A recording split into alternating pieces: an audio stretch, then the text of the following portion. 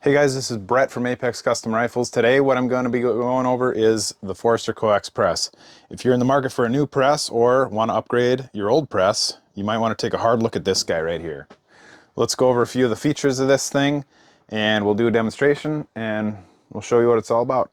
Prior to getting this press, I've used my Redding T25 turret press quite a bit and I'm having some concentricity issues with this thing. And then this is going to be my new replacement for my single stage press. This is a Forster Co-Ax. This is the normal Co-Ax. They just started making a Co-Ax XL actually for 50 BMG and some of those ELR cartridges. I guess the new Forster Co-Axes, they've upgraded some of their machinery and everything else, and these things, the fit and finish on these things are really good. Here's a few of the features that make this thing really kind of unique. It does have the floating head, so when you get a die, and they do come with, let me show you here, they do come with a set of, in this box right here, Forster die rings, which you can run those guys in there. They're nice and snug. Let's start down at the bottom here. So your primer catch tube, so that guy right there, when you want to deprime, there's a little catch bottle down there. You can add a bigger bottle or you can run a hose actually down to a bucket, but this works very well. With this primer catch system, it keeps this part of the press fairly clean versus like my old rock chucker, which I've used quite a bit for depriming in the past, and actually just cleaned this thing the other day because it was so dirty. But you can see like all the gunk there that you get from primers depriming, and it just all builds up back here, so it becomes kind of a mess. Next up is the shell holder jaws. So this comes with one set. You can get other sets for smaller and bigger, but this will cover most of your like 223 size cases all the way up to most of your Magnum size belted Magnums and stuff like that. You just flip it around for either one. And the beauty of this thing is you don't need any shell holders. So this has everything you need right in there, and it greatly minimizes searching and switching and swapping and all that other stuff. The other cool thing is that thing grabs almost all the way around that case head in the rim, so it has tremendous pulling force when you're extracting that case back out. Next up is their dual floating guide rods. So I want to show you this while we have it. I'm going to take my microphone here and move it right next to the press and listen to this.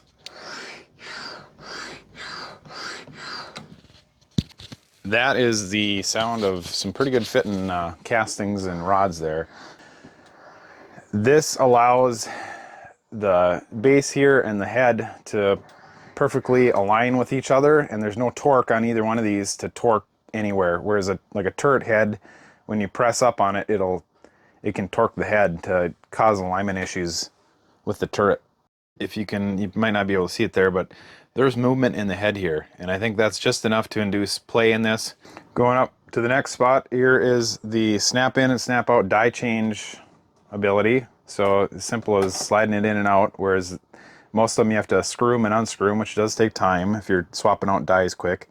And Forster does recommend that you do use these Forster cross bolt locking rings, so you can lock them on there, and they are a pretty decent fit in there, but still allowing a little bit of wobble in there for that thing to self-align and center up against the shell plate holder. And then on the very top here we have a primer seater, which I don't know how much I'll be using this, but it is a very nice option to have just right and ready here in case you need to prime 5 or 10 or a few of them. I don't know if I'd be doing a lot of them on there, but large primer, small primer, these adjustable shell holders, and you just kind of got to line them up best you can. And I'm just going to do a little test here with a spent primer. The anvil's coming out there, but it'll work for this. So here's a 308 case. We're going to run that down in there, and there we go. Seats it just fine, does the job. Like I said, if you got to do a few, probably not a big deal, but I don't know how much that might come in handier than I think, but nice feature to have on there. And they claim that it will seat it to perfect depth for factory ammo, so it feels pretty flush. Although it's a spent primer, it's hard to justify with that, but that's another option. And then last but not least, here we got our standard ambidextrous handle here. So if you're right-handed, left-handed, doesn't matter. They do make the shorter ball one I'll probably be putting a modified one that I'm going to make on here for my purposes to make it a little more ergonomically correct. But this is functional and it works just great. A lot of guys will swap over to the little round ball head, and either way it works fine. This is a very good press, and this thing will last you a lifetime. If you buy this thing once, it will do everything you ever need it to do within reason, and it will be money well spent. I'm going to show you the quick change system on, well, it's not really a quick change, but the shell plate holder system here. So these are 1/8 inch cap head screws. 1/8 inch Allen screws are not cap heads, but if you have a little ball end Allen screw, that will work very well. A little longer one would be nice, or a very short one to get in there. So we're going to take that screw out. We're going to do this same one to this one. Take that screw out. And I'm going to lift this up just a little bit. Alright, so here's the trick. I think you can slide this plate out there if you want. And to swap these around, I simply pull that out, push that forward, and then switch them around. That's upside down. I don't think it, yeah, it does matter. So you want the letter facing up, but I'm going to keep our large one on there this time. You just go through and swap both those out. And the other thing to keep in mind, when you put this thing back, there is a notch right there on that plate. See, there's not one down there. That notch is specifically for our little separator there. So if you don't have those two lined up, this won't work properly. So you want to make sure that those are lined up. And then I have the rounded off corners of the plate forward there. Oop. So let's put this guy back. So this really only does take a minute.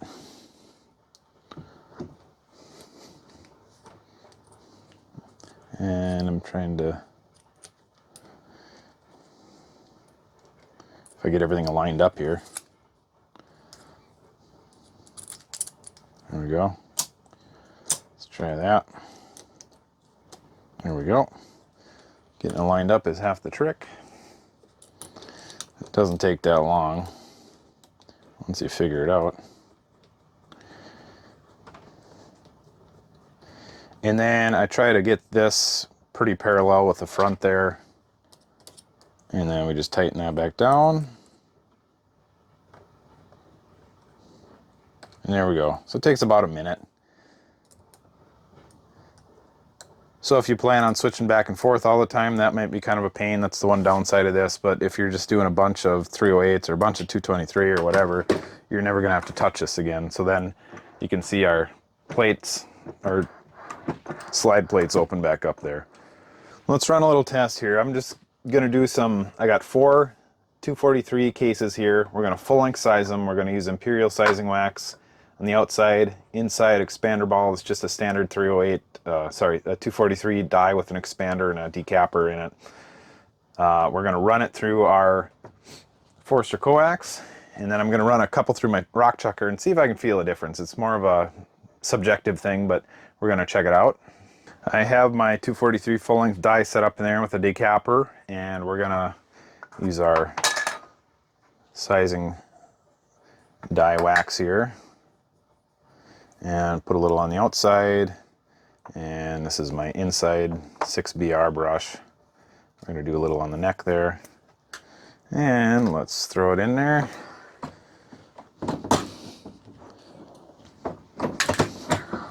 Pulled it out just fine, and I sized this thing to the max, so did just fine. Let's run one more through there.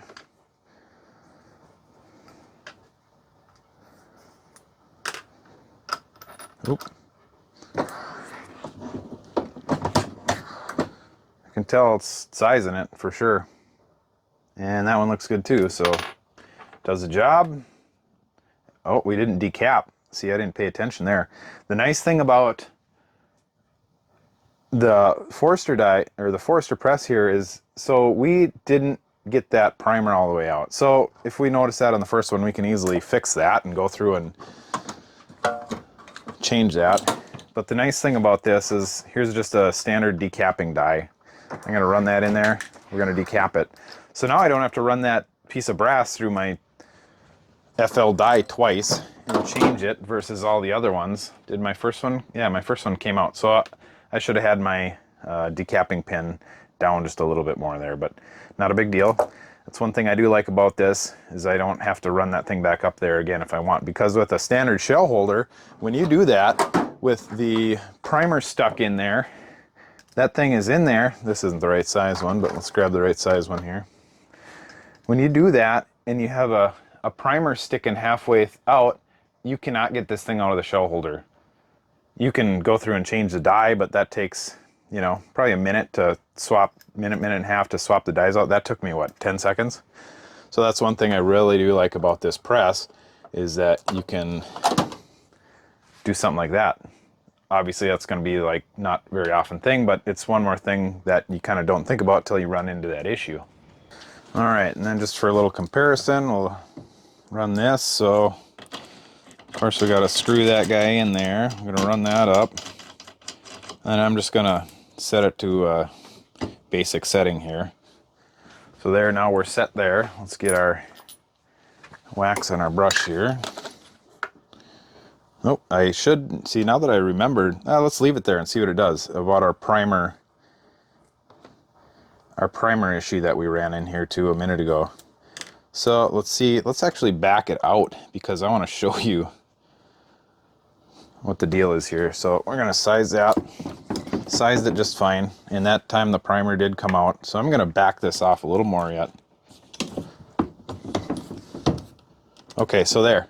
So now I pushed the primer halfway out and I can't get that thing out of there. So now my options are, I can run this, screw my decapper down a little more and then run that guy through there again. But if I don't want to do that, I gotta unscrew this guy, find my decapper, screw that guy in,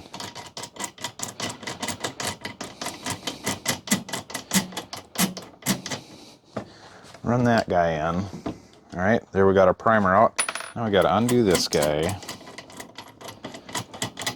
I don't like running my brass, like my match brass and my brass that I care about, through my sizing die more than I need to. So there, now we're set back up. And anyways, that just took an extra minute, but with the Forster Co-Ax, you can just swap that in and out and it's not a big deal.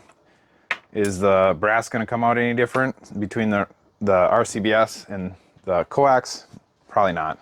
All right, just so for argument's sake, here is our 243 on the RCBS. That's a little over thousandths, not accounting inside neck diameter versus the neck wall thickness. And there's our Coax. So that, I would say, just is slightly under a thousandths. So you might get slightly less run out, but this is prepped brass. It hasn't been neck turned or anything, so the concentricity of the bullet versus the outside of the case, don't know what that is without measuring it. So that's just an outside diameter test. I must say that was pretty good run out for a RCBS, just standard old FL die. The one last thing I want to say here is with big Magnum cartridge dies, and this is a Hornady competition seeder with a micrometer stop on the top, and we're going to set this up to be close. And as you can see there, we're getting pretty close to the top of the swing of that thing. I don't have the Forster ring in there, but that's getting really close. So if you're looking like maybe 338 Magnums, 300 Rums, stuff like that, you might be getting really close to reaching the max of this thing. So be mindful of that depending on what dies you're using. But most these are really tall dies. Most dies outside of that should probably fit in there. One last thing I'll go over here is just a few of the different dies that will or won't work in this press without the use of the Forster lock ring. So this is just a standard RCBS die, and it fits in there and it would work, but there's a lot of movement and play in there, and Forster probably wouldn't prefer you using that setup. Here's a Wilson die, same thing. It's a little wobbly and loose in there. Here is, of course, a Forster die. So that fits in there perfectly, of course. It's the same manufacturer. And then, of course, here's a short action custom die. So that fits in there really well. I do believe Short Action Custom used these before they came out with their press. And then let's grab, we showed you here a minute ago, but let's grab this Hornady die again. And we'll show that guy in there. And so that's probably doable. You could probably get away with that. There's not as much wobble in there, but you might want to get some extra rings. So that's the other thing, is you might want to get some rings. I think Short Action Custom rings will fit in here, the tabbed ones. So just remember that all these dies will work with this press, but if you use the Forster lock ring on these dies, it'll work better. All right, so that's a brief little overview of this guy. I'm really excited to start using this thing. I've been wanting one for a long time. If you guys found that helpful, if you want to see more stuff like this, let me know in the comments down below. If I missed something, let me know. If you got a critique, let me know. And if you haven't already, hit that like button. It doesn't cost you nothing. And subscribe. So till next time, we'll see you guys later. Thanks for watching.